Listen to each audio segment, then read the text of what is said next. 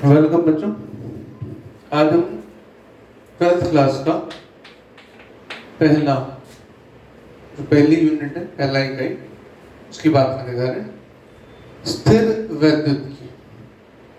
देखो, इसके नाम से समझ में आता है, स्थिर वैद्युत। विद्युत हम कब बात करेंगे? जब स्थिरता की स्थिति। किसकी स्थिरता? इसकी, आवेश। अच्छा, अब पहले एक काम करते हैं, जो परिभाषा है इसको ऐसा का ऐसा मैं पढ़ देता हूं। आवेश क्या है?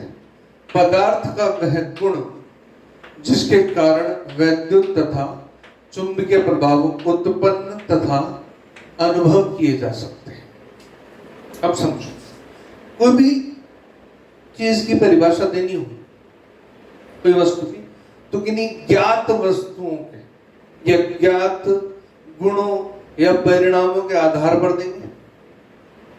मान लो तुमसे कहा जाए कि तुम परिभाषा दो प्रकाश की, तो तुम कहोगे अंधकार मिटा दे, ऐसा किसी रूप में परिभाषा देनी। जैसे मैं इसको और थोड़ा सा क्लियर करता हूं। आवेश एक मूलभूत राशि है, जैसे द्रव्यमान, लंबाई तथा समय है। इनको किसी और रूप में व्यक्त नहीं कर सकते, लेकिन कोशिश करेंगे कि द्रव्यमान का मतलब भार, ये ज्यादा ये कम। ऐसा ही आवेश जो है, इसका जो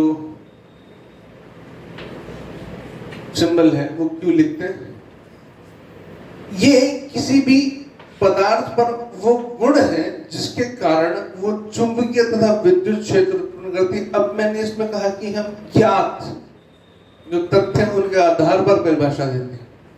तो भाई, विद्युत प्रभाव आदमी जब नहीं जानता था, कुछ भी नहीं जानता था, तभी बिजली चमकती और कड़कती थी। विद्युत तो तब भी थी, हमने उसको इस्तेमाल बाद में किया, वो और बात है, लेकिन प्रकृति में तो सदैव मौजूद थी। वैसा ही चुंबकीय प्रभाव, पृथ्वी का चुंबकत्व तो शुरू से। तो चुंबकीय प्रभाव और ये विद्युत प्रभाव, ये प्रकृति का अपना गुण है।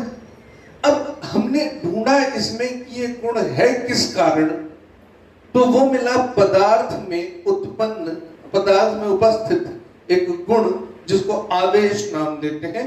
उसके कारण ये उत्पन्न और अनुभव किए जा सकते हैं। तो ये मूल राशि है। यद्यपि हम कई जगह करंट, धारा, विद्युत धारा को मूल बोल देते हैं, है वो Q/T ही वैसे तो एक जो प्रणाली है वो MKSQ भी है, जिसके अंदर हम Q को मानते हैं। खैर, अब हम यहाँ पर एक बात पर आते हैं, बड़ी इंपॉर्टेंट बात। एक बार IIT में आया हुआ सवाल है, वो इसी परिभाषा पर है। ये बात यहां समझ आती है, पदार्थ का गुण है। पदार्थ माने कोई भी पदार्थ होगा तो उसके साथ एक चीज अवश्य जुड़ी है, वो है द्रव्यमान,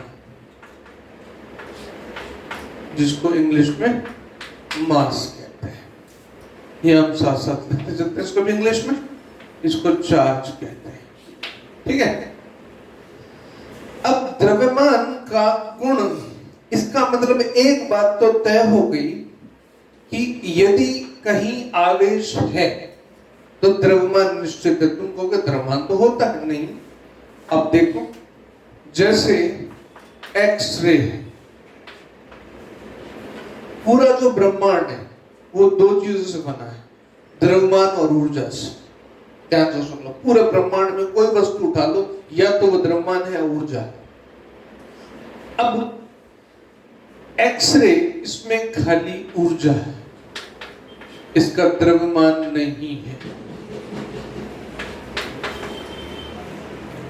गामा रे, गामा किरण, ठीक है, एक्स किरण, गामा किरण, इसमें भी ऊर्जा है, द्रव्यमान नहीं है। ऐसे ही फोटोन, ये इस तरह से लिखते हैं H nu, इसमें भी ऊर्जा है, द्रव्यमान नहीं है। लेकिन अगर तुम कहोगे अल्फा कण, तो इसमें ऊर्जा भी है और द्रव्यमान भी है। तुम जानते हो ये हीलियम का नाभिक है, Hg+2, है ना। अब यहां ये बात एक्सरे, गामा रे, फोटोन ऊर्जा है, द्रव्यमान नहीं है, तो इनका आवेशित होना भी संभव नहीं है। ये आवेशित नहीं हो सकते, इनमें आवेश नहीं होगा, असंभव है। यहां आवेश हो सकता है, मतलब आवेश स्थित कहां होगा? द्रव्यमान पर।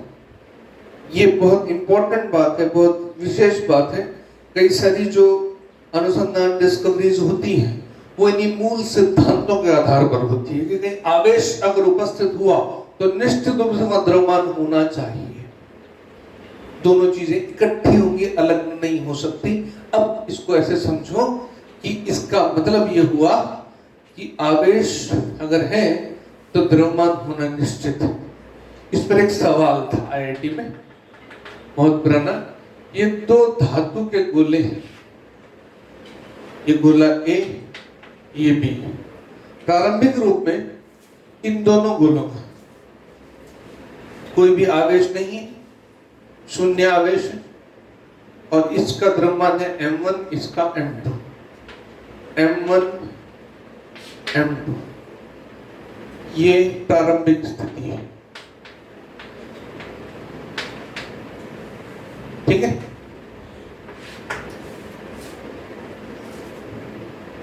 बाद में हम इसको कुछ, हमने इस ए को प्लस क्यू आवेश दे दिया और इसको माइनस क्यू दे दिया। अब हमने लिख दिया इसका द्रव्यमान होगा m1 डैश, इसका m2 डैश। तो बच्चों से पूछ जाते हैं, ऑप्शन तो कई सारे बनते हैं। ध्यान से देखो, सवाल यहाँ पर खत्म हो गया। सवाल ये है कि प्रारंभिक द्रव्यमान m1 और m2 था और दोनों बिल्कुल एग्जैक्टली बराबर, कोई अंतर नहीं।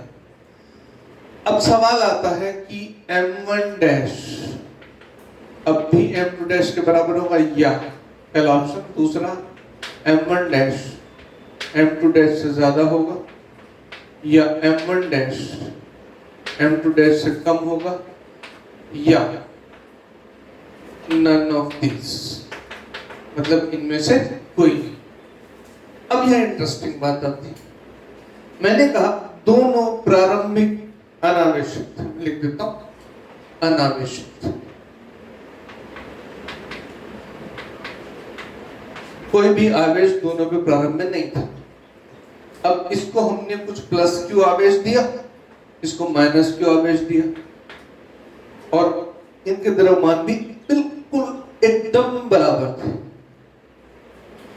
अक्सर बच्चे ये कहते हैं कि सर इस पर प्लस आवेश आ गया तो उसका द्रव्यमान बढ़ गया, मतलब m1 डैश m2 डैश से ज्यादा हो जाएगा, ऐसा लगता है आमतौर पे, है ना। इस पे धनात्मक आवेश आ गया, इस पे ऋणात्मक आ गया। हम दिमाग में रखते हैं धनात्मक आवेश प्रोटॉन, उस पे द्रव्यमान ज्यादा होता है, इलेक्ट्रॉन पे कम होता है। हम कह देते हैं कि इसका द्रव्यमान बढ़ जाएगा और इसका कम हो जाएगा, लेकिन आंसर उल्टा है। पहली बात, आवेश के बारे में एक बात आगे जब आएगी कि आवेश प्रवाहित होता है, सामान्य स्थिति में जो आवेश प्रवाहित होता है उसमें केवल इलेक्ट्रॉन प्रवाहित होता है, नाभिक प्रवाहित, नाभिक में से जो प्रोटॉन है या न्यूट्रॉन है वो प्रवाहित नहीं होते। कौन प्रवाहित होता है? एक स्थान, स्थानांतरण किसका होता है? इलेक्ट्रॉन का। ये धनात्मक क्यों हुआ? क्योंकि इससे इलेक्ट्रॉन चला गया इस पर, या कहीं से भी इस पे एक्स्ट्रा इलेक्ट्रॉन आ गए और इससे इलेक्ट्रॉन निकाल लिए गए। हम ऐसे ही मान लेते हैं इससे निकाल के इस पर डाल दिए, तो भाई ऐसा हुआ ना कि इससे इलेक्ट्रॉन निकाल के इस पर डाले। जब इलेक्ट्रॉन मतलब आवेश था, आवेश इधर डाला गया तो निश्चित रूप से इस पे कुछ द्रव्यमान भी आया हुआ, इलेक्ट्रॉन का द्रव्यमान तो आया ही, तो इस पे कुछ आवेश आया। कुछ सपोज हमने ये मान लिया कि 10 की पावर 4 इलेक्ट्रॉन इधर से इधर है,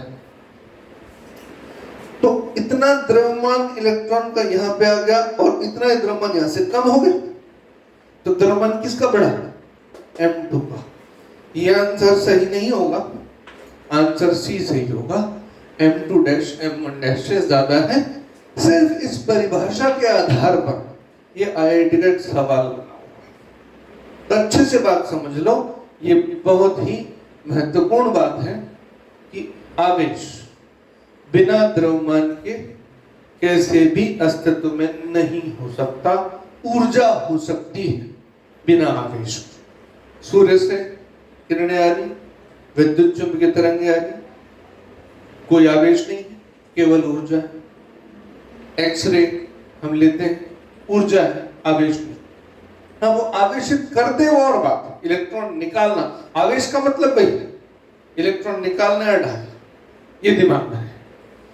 स्थिर वैद्युतिकी की अगर बात करें, जैसा मैंने कहा कि भाई आवेश की बात करें तो यहां से हम विद्युत के गुण की बात करेंगे।